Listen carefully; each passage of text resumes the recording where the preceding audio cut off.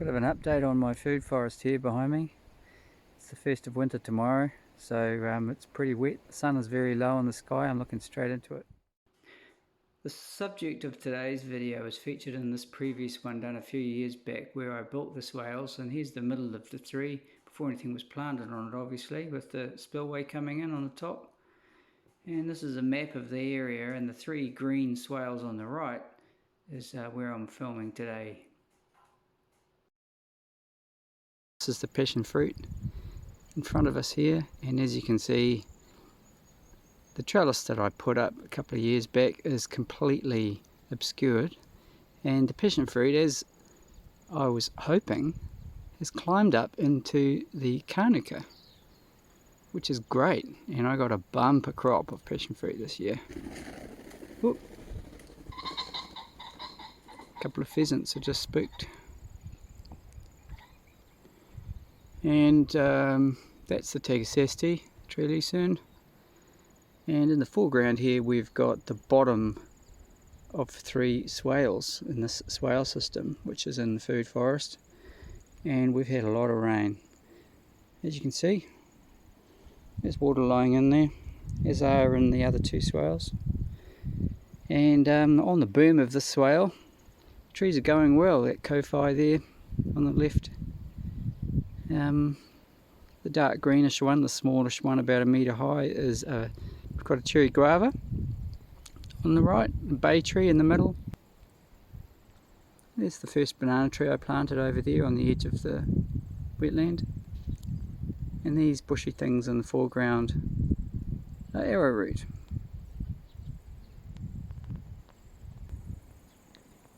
Moving to a different spot now. I'm now standing on top of the berm of the middle swale, where we've got a good view of all the rest of the bananas, which are doing well. I've fed them recently. You can see the Kofis in there doing good. And just down there on the eastern end, the left hand side of that bottom swale, on the berm you can see up the far left is another hebe which has been damaged by the wind, and then the two short metre high trees are miniature peaches. So bananas, ferns, pomegranate here in the foreground, various other things.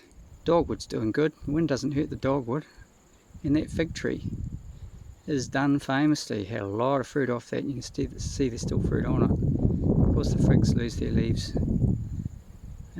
through the autumn and grow back in the spring.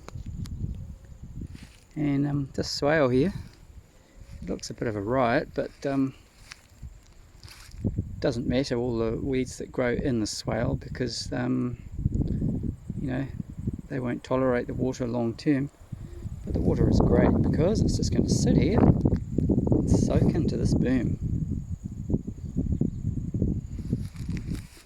Oh, looking into the sun a bit, you can see the rest of the food forest.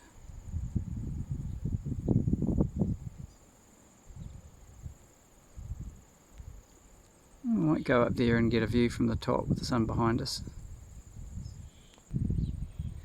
Here's the top of the three swales.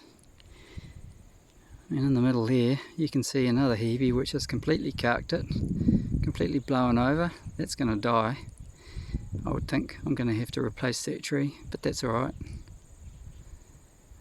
And then a few self-sowing Kānukas here, some fruit trees on that berm.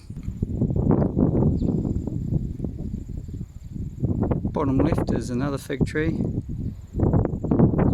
and this is just a view of the whole swale system from a good vantage point. I'm standing in the shade of a Kānuka, as you can see, and this is what the food forest looks like when it's not really going for it. So it's all about to get a bit dormant for the winter, but we have had so much rain, and of course over the coming months there's going to be more, but in 3 or 4 months time this whole bank will just go off, because it should now be completely hydrated by this swale system. P10X, or the flax there on the right, is now getting a good strong hold, and I put them on the ridge just because they're extremely wind hardy, they're extremely drought tolerant and water tolerant.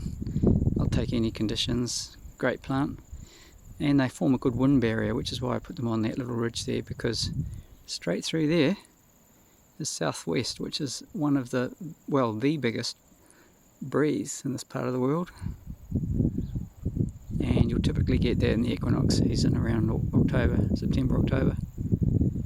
So a lot of wind comes through here,